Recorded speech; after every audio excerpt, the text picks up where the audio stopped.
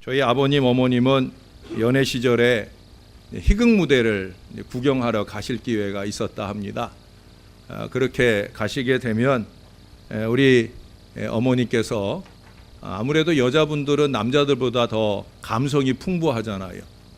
저희 아버님은 조금 무뚝뚝한 편이었거든요. 물론 다정다감하기도 하신데 이 감정 표현이 남자들은 쉽지 않잖아요. 그래 이제 웃기는 장면이 나왔어요.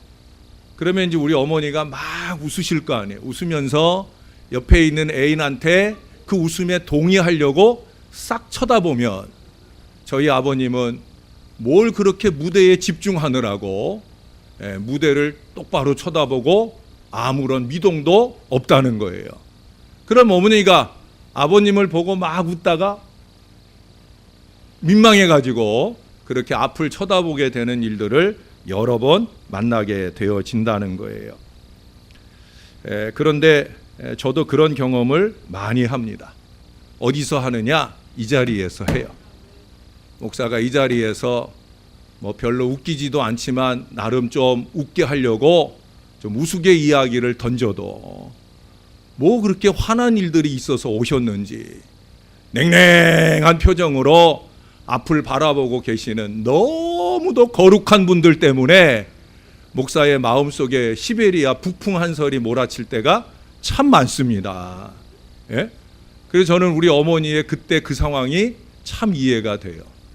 그러니까 오늘도 여러분들을 좀 웃고 가게 하려고 뭐 설교 준비를 정성껏 해봤지만 여러분들이 얼마나 이 말씀에 잘 웃게 되실지 모르겠어요. 그러나 사실은 웃으라고 하는 게 쉬운 일이 아니거든요. 저도 우리 아버님을 닮아서 잘 못 웃는 편이에요. 잘 못 웃는 편이었어요. 더. 제가 항상 환하게 웃지 못하는 이유도 대부분의 사람들과 비슷합니다. 첫째는 생각이 많아서. 예? 이것저것 생각하며 지나치다 보면 이 미소 띈 모습으로 대해야 할 순간을 놓쳐버릴 때가 많아요. 그래서 또 제가 이렇게 좀 집중력이 강해서 2층에서 4층에 뭐 볼 일을 생각하고 집중하고 지나가다 보면 거기서 마주 내려오는 분들하고 반갑게 웃으며 인사를 나누기가 어려울 때도 놓치고 지나갈 때도 있어요. 그러면 제 표정이 늘 고약하다 보니까 생긴 게 고약하다 보니까 우리 목사님 화나셨나? 목사님 나한테 뭐 기분 나쁜 게 있나? 하는 오해를 받을 때도 있어요. 절대 아닙니다, 여러분. 생긴 게 이렇게 태어나서 그렇지 저 절대 화나 있는 사람 아닙니다. 두 번째는 실없어 보일까 봐 안 웃는 거예요. 보통 그러잖아요. 키 크고 싱겁지 않은 사람 없다. 그런 얘기가 들리니까 그러니까 싱겁지 않아 보이려고 말하자면 발악을 하는 거죠. 그래서 표정이라도 좀 근업해 보이면 함부로 무시하지 않을까 싶어서 그래서 그런 표정으로 살던 게 아닌가 하는 생각을 해봅니다. 그리고 마지막 세 번째 이유는 내성적인 성격 때문이에요. 우리 목사님 외향적인 것 같은데 내성적이래. 생긴 것만 갖고 사람을 판단할 수는 없는 거예요. 저도 내성적인 사람이에요. 제가 먼저 인사하기도 어려워하고 아주 오래도록 친해지지 않으면 우리 아들놈 보면 알잖아요. 우리 아들 여러분 말하는 거 거의 못 들어보셨죠? 근데 사실은 집에서 말 잘하거든요. 저희 집의 웃음은 거의 우리 아들이 다 웃게 해요.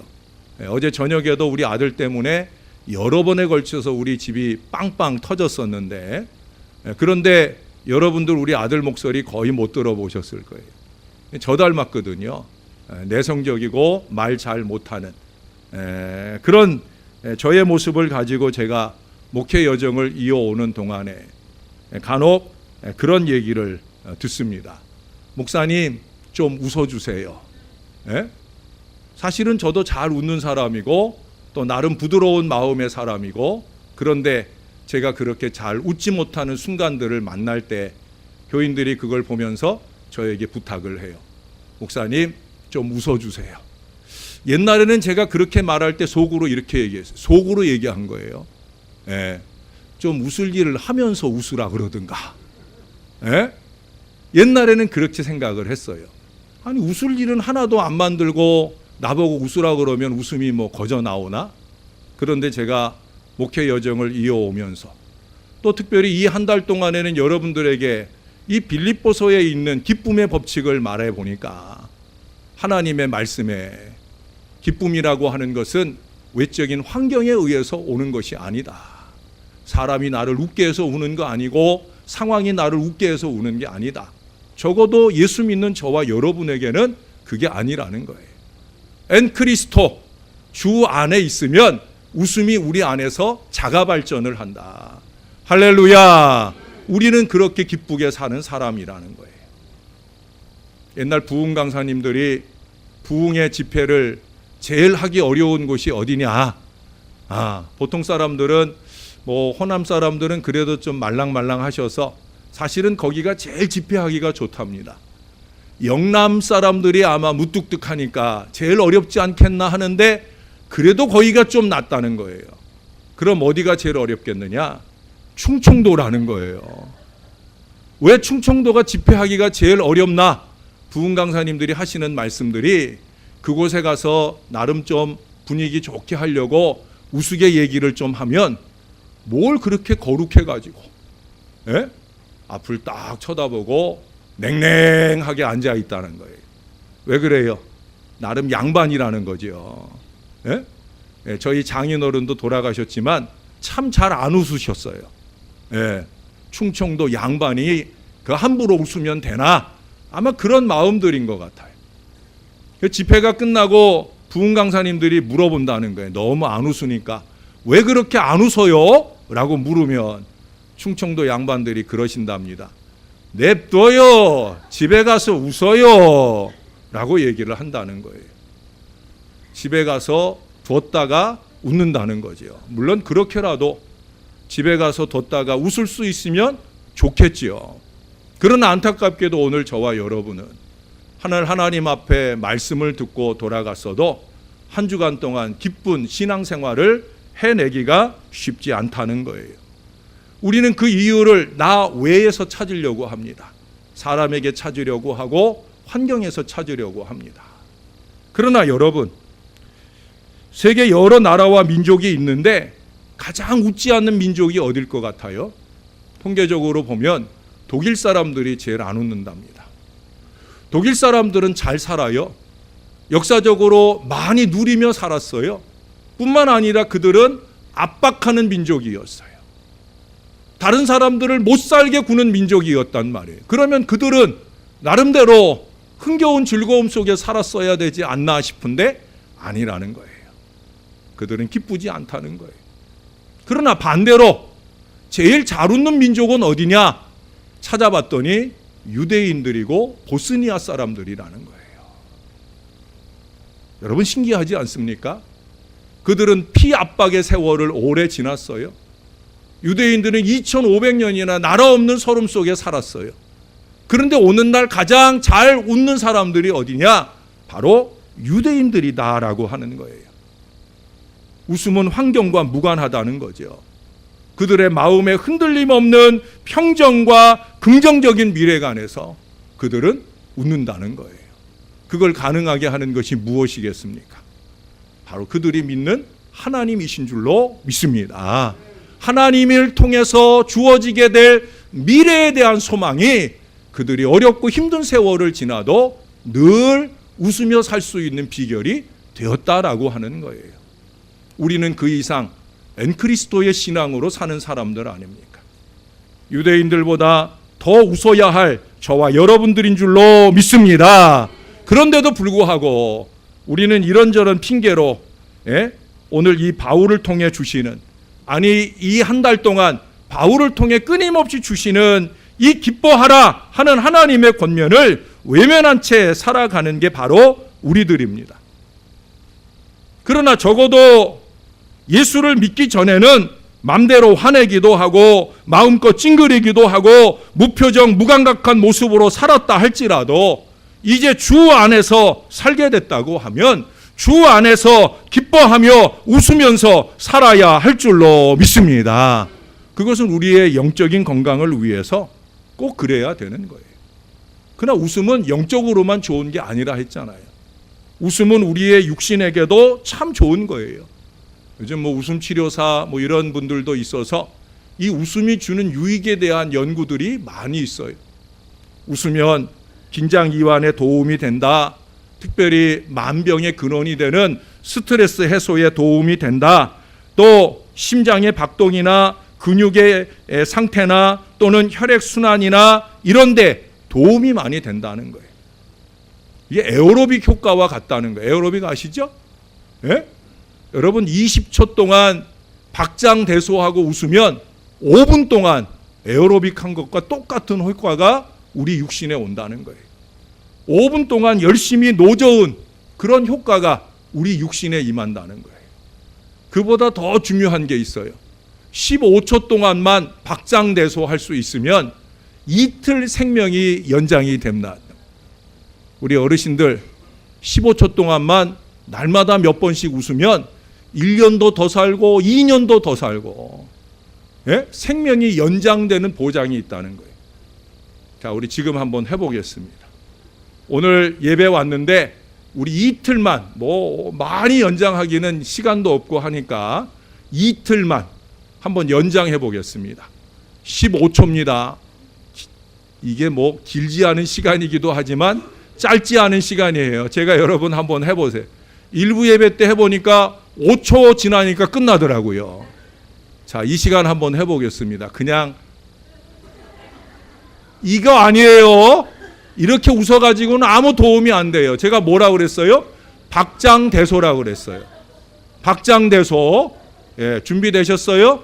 예, 제가 이 시간을 세야 되는데 시간을 셀라니까 제 박장대소가 안 돼서, 예, 박장대소를 저도 여러분과 함께 하겠습니다. 박현우 전사님 일어나세요. 예, 거기서 손가락으로 양손 다 드세요. 예, 하나씩 다 접고 한번 다시 이렇게 세워서 됐다고 얘기를 해주세요. 우리는 박장대소 하는 거예요. 제가 한번 잘 보면서 하겠습니다. 긴장되죠? 벌써 긴장이 딱 되잖아요. 그리고 여기서 박장대소 하면 그러면 우리는 뭐 이틀 아니라 그 이상의 생명 연장도 되는 거예요. 할렐루야. 제가 한번 보겠습니다. 여러분들도 한번 서로 보면서 박장대소 시작.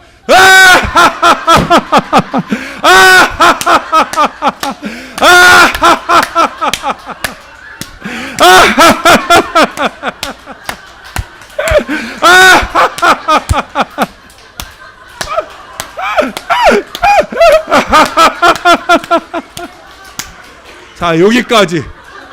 아이고. 예. 15초 됐어요? 조금 모자랐어요? 예. 쉬운 거 아니에요. 예. 그러나 오늘 박장대소 하신 분들은 이틀 아니라 20일을 더 살 줄로 믿습니다. 여러분, 박장대소 사람들이 있는 데서는 좀 어려울 수 있어요. 제가 보니까 우리 정장로님도 거의 안 했을 것 같아요.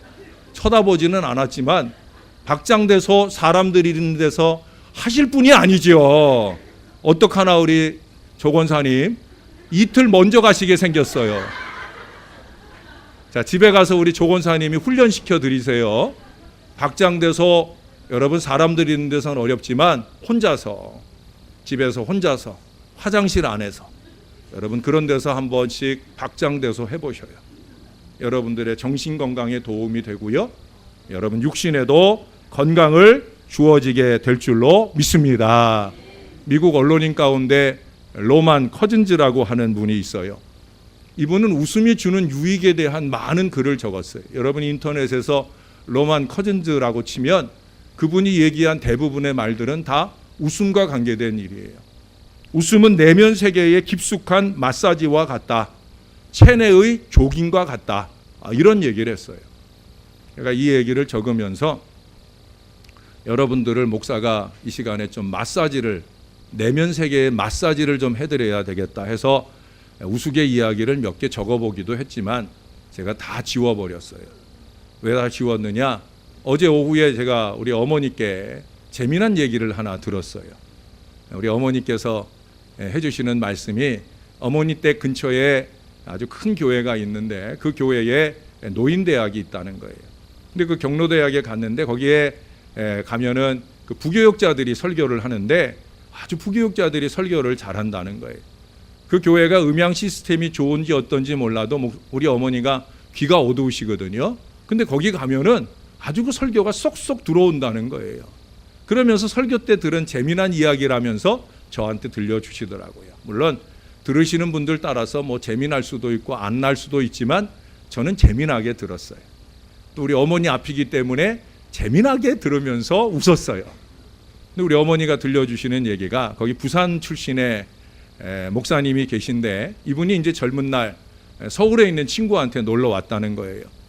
친구랑 하루 종일 그 집에서 놀다가 이제 밤에 잠이 들었는데 더운 여름날이라 이제 선풍기를 틀어주고 선풍기 바람을 쐬면서 이렇게 잠이 들었는데 이제 한참을 자다 보니까 좀 썰렁해져가지고 보니까 선풍기가 켜 있더라는 거예요.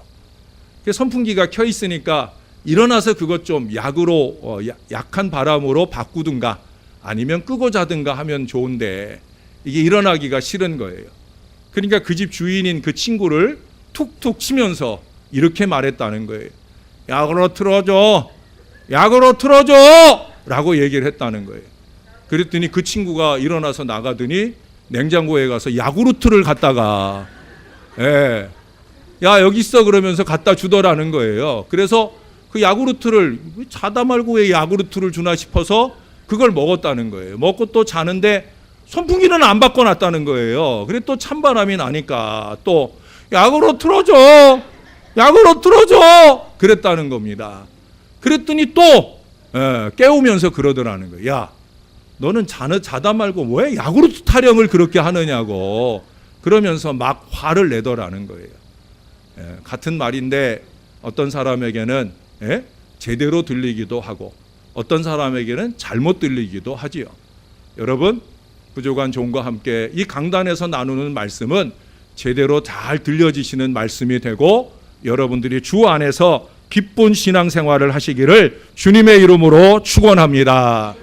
요즘 젊은 아가씨들이 선호하는 신랑감 기준에 여러 가지가 있지만 뭐 큰 키도 원할 것이고 돈 많은 사람도 원할 것이지만 여자분들이 제일 많이 선호하는 남성상은 유머 감각이 있는 사람이라는 거예요. 재밌는 사람을 원한다라고 하는 거예요. 왜 그렇겠습니까? 웃음이 가정 화목에 유익하기 때문에 그런 거예요. 근데 여러분 그 위트나 유머라는 것이 어느 날 갑자기 생겨지는 게 아니잖아요. 이게 어려서부터 훈련되어져야 돼요. 여러분의 가정 분위기는 어떻습니까? 예? 우리 이미 다 아이들이 커버린 집도 많을 텐데 가정의 식구들이 모이면 재미나게 웃음이 넘치는 그런 대화들이 오고 가는 가정이 되고 있느냐는 거예요. 이게 어려서부터 훈련되지 않으면 어렵다라고 하는 거예요. 가정의 모든 식구들은 서로 전염됩니다. 웃음도 전염되고요. 감정도 전염돼요. 옛날에 제가 부목사로 섬길 때 그때 우리 교회로 하면 가나회 이제 결혼하고 일정 기간 동안에 남선교회 여전도회가 함께하는 가나회라는 게 있었어요. 거기는 그 이름이 청년 남선교회였는데 그 청년 남선교회를 제가 부교육자 때 담당을 했어요. 그래서 여름에 2박 3일 동안 같이 저 도고에 우리가 함께 수련회를 갔습니다. 2박 3일 지나는 동안에 남자들은 남자들끼리 자고 여자들은 여자들끼리 자고 그랬었습니다. 그런데 그때 아주 신기한 일이 하나 일어났어요. 그게 뭐냐면 첫날 가는 날 어느 남자 집사님이 입병이 들어가지고 입이 다 헐고 그래가지고 음식을 먹으려니 못 먹는 거예요.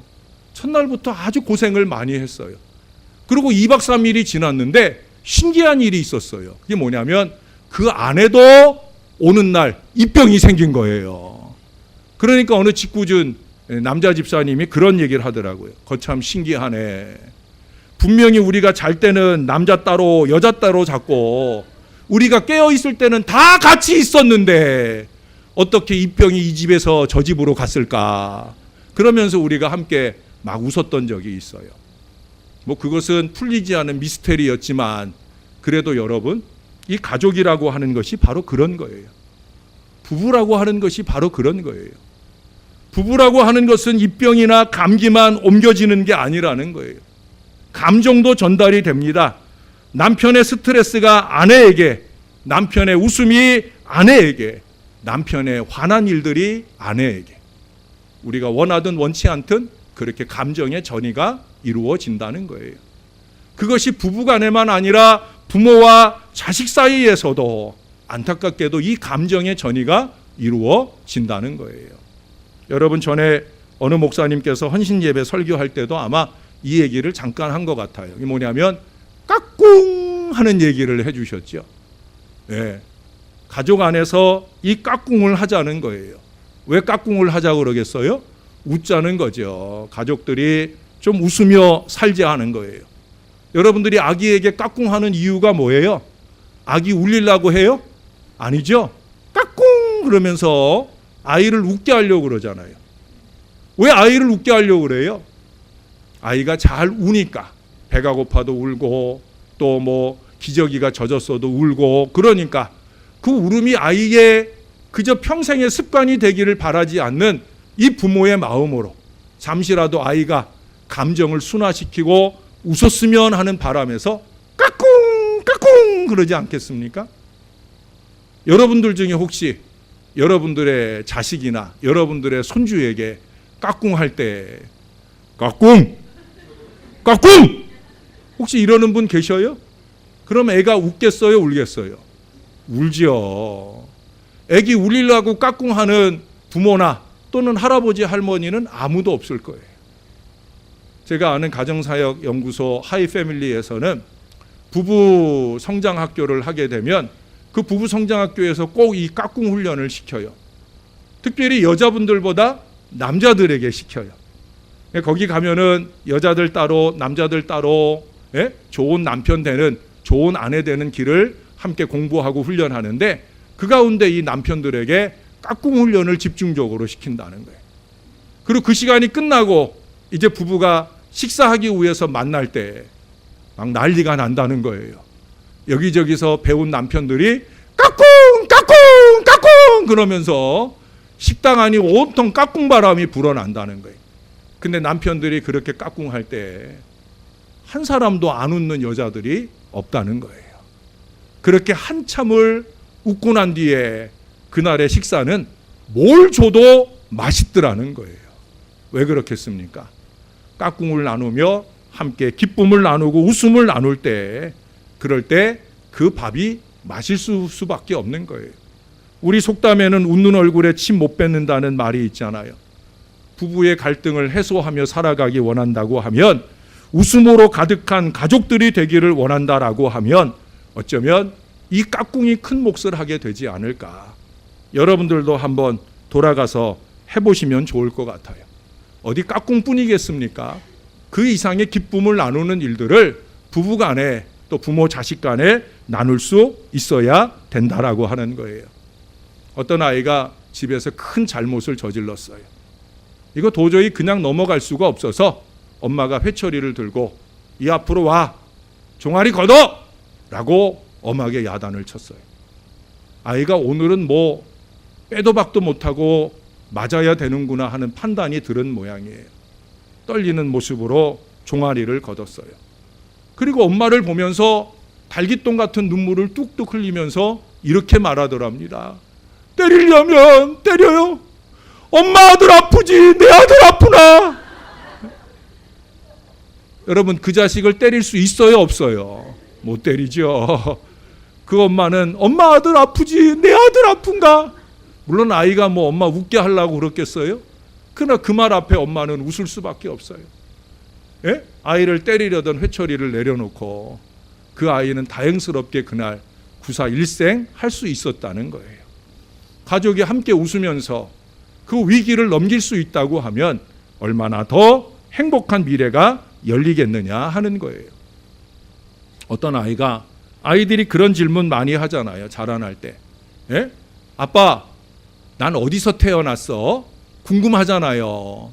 예? 그러면 우리 어른들이 제일 많이 하는 그 난처한 대답을 어떻게 해요? 너 다리 밑에서 주워왔어. 그러면서 아이에게 심각한 충격을 안겨주지요. 이 아이가 엄마한테 아빠한테 물은 거예요. 그럼 엄마는 어디서 태어났는데? 이거 뭐 제대로 얘기해 주기가 난처하니까 아빠가 또 말했어요. 엄마는 배꼽에서 태어났어 라고 얘기를 했어요.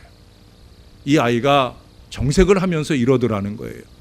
우리 집은 3대째 정상분만이 한 번도 없었다 라고 얘기를 하더라는 거예요. 자기 알 거 다 안다는 거죠. 이제 거짓말 하지 말고 진실을 가르쳐주고 진실과 함께 웃었으면 바라는 그 아이의 마음이 그 부모에게 전달이 됐나 모르겠어요. 저는 메가더 장군을 아주 좋아했어요. 제 원래 꿈이 목사가 아니라 장군이었기 때문에 메가더 장군을 좋아했어요. 제가 그 꿈을 버리고 목사가 되기로 하고 신학교에 가 있는 동안 제가 많은 기도문들을 접했었는데 그중에 제 마음에 가장 은혜와 감동을 끼친 기도가 메가더 장군의 기도예요. 이 장군의 기도는 그 자식을 위한 하나님께 드리는 기도가 그 안에 담겨져 있어요. 이 장군을 비롯해서 대부분의 서양 부모들은 자식들을 위해 기도할 때 하나님 내 자식이 무엇이 되게 해주세요라는 이 기도를 안 한다는 거예요. 왜? 자식들이 무엇이 되는 미래는 내가 생각하고 내가 그린 그대로 되는 것이 아니라 하나님께서 뜻하고 그 마음에 주신 꿈대로 되어지는 것이기에 우리가 콕 찍어서 하나님 내 자식 대통령 되게 해주세요, 목사 되게 해주세요, 의사 되게 해주세요, 그런 기도 안 한다는 거예요. 우리만 그 어리석은 기도를 하지요. 그런데 이 메가더 장군의 기도를 비롯해 많은 서양 부모들의 기도 중에 빠지지 않는 기도가 있어요. 그들은 자식을 위해서 이 기도를 합니다. 하나님, 우리 아이들이 웃음을 잃지 않는 자녀가 되게 해 주시옵소서. 웃음으로 사는 미래, 웃음으로 미래를 여는 아이, 바로 그런 아이들이 되게 해달라 하는 기도를 빼놓지 않는다는 거예요.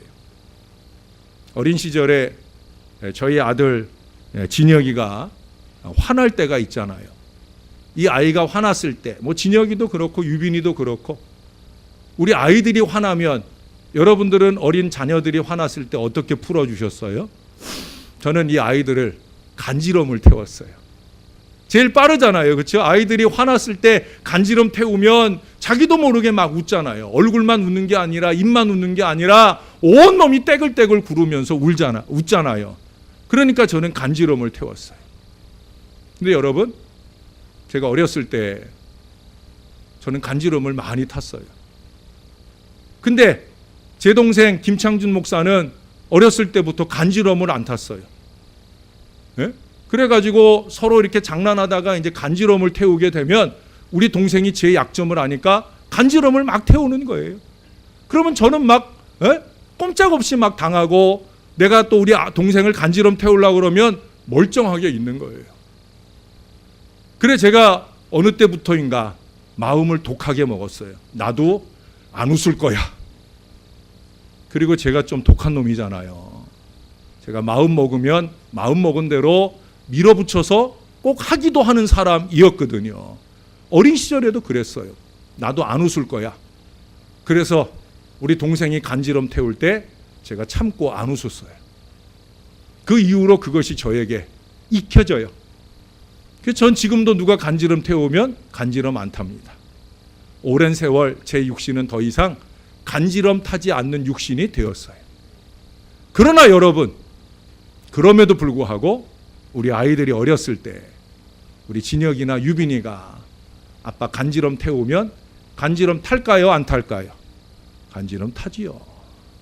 너무 간지러워서 사실은 아무렇지도 않아요.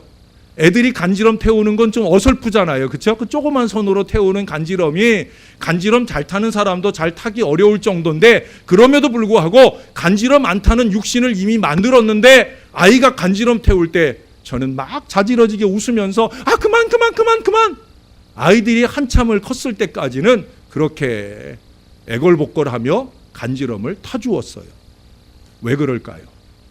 아이들에게 간지럼을 가르치는 거죠. 아니 간지럼 이상 아이들로 하여금 웃는 것을 가르치고 싶었던 거예요. 아마 여기 계신 그 진혁이만한 그 어린 시절에 진혁이만한 아이를 가지신 우리 젊은 부모님들이나 또 할아버지 할머니들 아마 다 저와 같은 마음일 거예요. 그러나 여러분, 과연 우리는 우리의 자식들을 잘 웃게 하고 있습니까? 주 안에서 웃어야 하는 영적인 기쁨을 그들이 누릴 수 있도록 만들어주고 사느냐는 거예요. 그들의 육신이 삶에 지쳐 있을 때 그들이 한 모금 미소라도 지을 수 있도록 과연 우리는 그들 앞에 서 있느냐 하는 거예요. 여러분, 진실한 웃음을 좀 가르쳐야 합니다. 부모에게 실망하고 신앙생활에 실망해서 아이들이 영적인 기쁨은 고사하고 육신의 기쁨조차 누리지 못하는 냉랭한 마음으로 살아가지 않도록 만들어야 할 의무가 저와 여러분 영적인 부모들에게 있다는 거예요. 영적인 기쁨을 가르치는 그런 가정이 되어야 합니다. 자녀들의 영혼을 더 이상 일그러뜨리는 어리석음을 범하면 안 된다는 거예요. 우리 아이들이 교회를 중심으로 예배 생활이나 교회 생활이 행복할 수 있도록 그들의 건강한 신앙 생활을 지켜주고 그 신앙 안에서의 기쁜 기쁨을 늘 누리며 살아갈 수 있도록 도와주어야 할 거룩한 의무가 저와 여러분에게 있다라고 하는 거예요. 그것은 세상에서도 마찬가지입니다. 세상을 좀 더 기쁘게 만들어야 할, 교회가 세상이 생각을 하면 교회만 생각하면 짜증나고 손가락질 되는 그런 교회의 모습들을 극복해 가야 된다는 거예요. 여러분, 옛날 영국 의회에서는요, 폭력이나 폭언, 고성이 오고 가는 그런 의회가 되지 않기를 위해서 그런 사람들이 있으면 엄중하게 처벌을 했다는 거예요. 특히 그 영국 의회에서 과거에, 지금은 안 그런데 과거에 그런 회의를 진행하는 중에 고성이 있었다, 또 폭언이 있었다, 그런 사람에게 내리는 형벌이 있답니다. 그 형벌이 뭐냐? 국회의사당에는 영국에 가면은 빅벤이라고 해서 커다란 시계가 있어요. 커다란 시계탑이 그 영국 국회의사당에도 있었다는 거예요. 근데 이 폭언이나 고성을 내뱉은 의원들은 그 시계탑 지하에다가 가두어 둔답니다. 그러면 1시, 2시 시간대마다 시계가 울릴 거잖아요. 빅벤, 엄청나게 큰 시계가 땡그렁 땡그렁 울릴 때마다 그 지하에서 울리는 시계 소리를 고스란히 들으면서 그 소음의 고통을 그들로 하여금 온전히 겪게 한다는 거예요. 큰 소리 치지 말라는 거죠. 저같이 목소리 큰 사람 참 조심해야 될 영국 의회가 아닐 수 없어요. 그 영국 의회에서 그렇게 하는 이유가 뭐겠습니까? 좀 더 기쁨의 공동체를 만들어 가고자 하는 거죠. 여러분, 오늘 본문을 좀 보십시다. 본문에 보면 매 구절마다 아주 중요한 당부를 합니다. 4절에 보니까 기뻐하라 얘기합니다. 5절에서는 관용을 모든 사람에게 알게 하라 합니다. 관용이 뭔지 아셔요? 관용은 용서하는 거예요. 널리 용서하는 거예요. 어느 정도로 넓게 용서의 범위를 펼치느냐? 여기 뭐라고 그래요? 모든 사람에게 관용을 알게 하라. 그런데 여러분, 기뻐하라에는 덧붙이는 말씀이 없어요. 그러나 관용에는 한 가지 말을 덧붙여요. 뭐라고 그래요? 주께서 가까우시니라. 주님 가깝다. 주님 곧 오신다. 너희가 곧 오시는 주님께 용서받고 싶으냐? 그래서 천국 가고 싶으냐? 그러면 너희도 용서해라. 너희는 그 꼴 잘난 거 그것도 용서 못해가지고 그러면서 너희의 엄청난 죄가 용서받고 천국 가기를 원하느냐? 안 된다는 거예요. 그래서 관용하라, 모든 사람을 향하여 관용하라 하면서 덧붙인 말씀이 주께서 가까우셔 하는 말씀을 겁박하듯 말하고 있는 거예요. 그 다음은 뭘 얘기합니까? 기도하라 얘기하고 감사하라 얘기합니다. 기쁨이나 감사나 기도, 또 관용까지, 여러분, 이것은 별개의 작업이 아니에요. 주 안에 사는 저와 여러분이라면 이것은 동시적인 일이에요. 데살로니가전서 5장 16절 이하에 말씀하잖아요. 항상 기뻐하라, 쉬지 말고 기도하라, 범사에 감사하라. 이는 그리스도 예수 안에서 엔 크리스토에서 너희를 향하신 하나님의 뜻이니라. 주 밖에 있으면 기쁘지 말고 살아라. 감사하지 말고 살아라. 예? 그럴 수 있다는 거예요. 그러나 그리스도 예수 안에 있으면, 아버지 하나님의 뜻대로 살기를 원하면 기쁨이나 감사나 또 기도하는 것들이 동시적으로 항상 언제나 있어져야 된다는 거예요. 세 단어를 덧붙이잖아요. 항상 기뻐하라, 쉬지 말고 기도해라, 범사에 감사하라. 언제나예요? 늘 항상이에요. 적어도 우리가 주 안에 신앙하는 동안에는 이것들이 계속해서 이루어져야 된다는 거예요. 왜 그래야 돼요? 7절에 말씀하잖아요. 그리하면 모든 지각에 뛰어난 하나님의 평강이 다시 그리스도 예수 안에서 너희의 마음과 생각을 지키시리라. 이 은혜를 입으려면 관용하고 기도하고 감사하고 기뻐하고 이것들이 동시적으로 늘 이루어져야 된다는 거예요. 저는 웃음이나 기쁨에 대한 얘기를 하면 잊지 못하는 장로님이 한 분 있어요. 그분은 누구냐면 김경태 장로님이란 분이에요. 여러분 혹시 기억하시나 모르겠어요. 우리 교회는 뭐 집회나 부흥회 이런 거 안 했었다니까 아마 그분 모시고 그 행복한 시간을 못 가지셨을 텐데, 제가 부목사로 있던 교회에서는 그분을 모셔다가 아주 오후 시간 내내 얼마나 웃고 행복한 시간을 가졌는지 몰라요. 그분은 전국 각지를, 전 세계 각지를 돌아다니면서 웃으며 살자고요, 감사하며 살자고요 하는 말들을 역설하고 다닙니다. 그분의 얼굴만 봐도 웃음이 나올 정도의 그런 모습으로 그분은 살아셨어요. 근데 제가 부교육자로 있던 그 교회에 그분이 오시고 불과 얼마 안 돼서 그분이 세상을 떠났어요.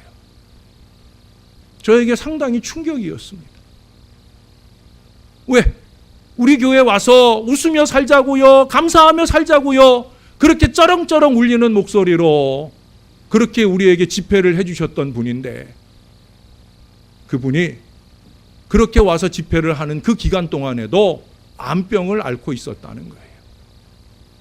그때만 해도 요즘처럼 암이 쉽게 치료되지 않는 때, 암 걸리면 거의 대부분 죽어지는 때, 그분은 그 암으로 투병하는 시간들 중에도 그분은 전국을 돌아다니면서, 여러분 그분이 쓰신 책 웃으며 살자고요, 요즘에도 나오나 모르겠는데 그 책을 한번 읽어보셔요. 그렇게 암으로 투병하고 죽어져가는 세월 속에서도 그는 다른 사람들을 기쁘게 하기 위해 웃으며 살자고요, 감사하며 살자고요, 이것을 웃음 속에서 역설하며 사셨다라고 하는 거예요. 자기의 상황이나 환경에 매여서 다른 사람들을 불쾌하게, 괴롭게, 염려하게 하는 것이 아니라 자기의 상황이나 환경을 초월해서 무엇이 진정한 기쁨인지를 우리들에게 온몸으로 역설하시다 가셨다라고 하는 거예요. 사실 그런 점에서 보면 저는 기쁨을 설교하기에는 너무나 부족한 사람입니다. 사랑하는 여러분, 건강이 상하면 우리의 기쁨을 뺏어갑니다. 남으로부터의 비난, 누군가의 오해, 남과 비교될 때, 무시당할 때, 내 능력의 한계를 절감하게 될 때 우리는 우리의 웃음을 잃어버릴 때가 너무나 많아요. 그러나 잊지 말아야 됩니다. 그 다음에 찾아오는 것이 뭐냐? 그것은 바로 절망이요, 불화라고 하는 거예요. 개인 속에서는 절망이 찾아오고 관계 속에서는 불화가 찾아오고 불행한 미래가 열릴 수밖에 없는 거예요. 저와 여러분이 주 밖에 있으면 그렇게 살다 가야 되겠죠. 그러나 우리가 주 안에 있잖아요. 좀 가꾸어져야 됩니다. 길들여져야 합니다. 훈련되어야 할 것입니다. 왜 그래요? 나의 기쁨을 위해, 우리의 기쁨을 위해. 물론 상황이 안 따라줄 때 있어요. 사람들이 도와주지 않을 때 있어요. 그렇잖아요. 앞에서는 살랑거리고 뒤에 가서는 악의와 악독으로 온갖 호박씨를 깔 때, 그걸 알았을 때, 예? 큰 소리 한번 쳐주고 싶을 때도 있고 멱살이라도 한번 잡아주고 싶을 때가 왜 없겠어요. 그러나 여러분, 우리가 주 안에 살잖아요. 다른 거 없어요. 저나 여러분이 주 안에 사니까. 여러분, 오늘 본문의 그 뒤에 11절을 한번 보십시다. 11절, 12절까지를 보면 내가 궁핍함으로 말하는 것이 아니니라. 어떠한 형편에든지 나는 자족하기를 배웠나니 나는 비천에 처할 줄도 알고 풍부에 처할 줄도 알아. 모든 일 곧 배고픔과 배고픔과 풍부와 궁핍에도 처할 줄 아는 일체의 비결을 배웠노라. 이게 그저 물질에 관계된 얘기만 하고 있는 게 아니에요. 감정에 관계된 얘기도 하는 거예요. 내 감정이 비천이나 또는 궁핍에 처하는 순간을 만날 때라도 자족하는 비결을 배웠다는 거예요. 스스로 안에서 기쁨을 자가 발전하는 그 은혜를 배웠다는 거예요. 그것이 어떻게 가능하냐? 제가 좋아하는 시편 118편 14절 이하에 보면 이런 말씀을 합니다. 여호와는 나의 능력과 찬송이시요 또 나의 구원이 되셨도다. 그러므로 의인들의 장막에는 기쁜 소리, 구원의 소리가 있으며 여호와의 오른손이 권능을 베푸시며 여호와의 오른손이 높이 들렸으며 여호와의 오른손이 권능을 베푸시는도다. 높이 들린 하나님의 손이 알아서 하신다는 거예요. 그러니 저와 여러분, 의인의 장막, 그것이 가정이든 그것이 교회이든 그 공동체에서 나와야 할 소리는 뭐냐? 기쁨의 소리, 구원의 소리만 나와야 된다는 거예요. 우리가 다 짊어지고 살 거 없어요. 우리 주님이 손들고 필요한 곳에 역사도 주시고 심판도 주시지 않겠어요? 저와 여러분이 할 일은 뭐예요? 그 높이 들린 주님의 손을 바라보면서 우리가 지켜가야 할 기쁨과 구원의 이 소리를 지켜가는 거예요. 오늘 말씀에서 말하는 것처럼 엔크리스토, 주 안에서 관용하고 감사하고 기도할 수 있다고 하면 하나님의 평강이 저와 여러분의 마음과 생각을 지켜주시고 우리는 그 안에서 기쁜 신앙생활을 얼마든지 할 수 있는 줄로 믿습니다. 이 은혜가 저와 여러분의 가정과 우리 신월 제1교회 위에 넘치기를 주님의 이름으로 축원합니다. 기도하겠습니다. 아버지, 감사합니다. 부활절을 지나고 4월 한 달 동안 기쁨의 법칙을 공부했습니다. 나만 기쁜 것이 아니라 주 안에서 우리가 모두 기뻐해야 할 이유들을 보았습니다. 그러나 그런 중에도 우리는 때때로 남의 기쁨을 앗아갈 어리석음으로 살아갈 때도 있었습니다. 또 상황이나 환경을 핑계하며 내 기쁨을 스스로 소멸시키는 어리석음으로 살기도 하였습니다. 정신을 일도하게 하옵소서. 나는 주 안에 있는 엔크리스토 하는 백성이다. 주님의 오실 때가 가까웠다. 이 믿음의 마음을 가지고 우리가 항상 관용도 하고 기도도 하고 감사도 하면서 우리의 마음과 생각을 주장하시는 하나님의 은혜 속에 기쁜 신앙 인생을 살게 하여 주시옵소서. 감사합니다. 예수님 이름으로 기도합니다. 아멘.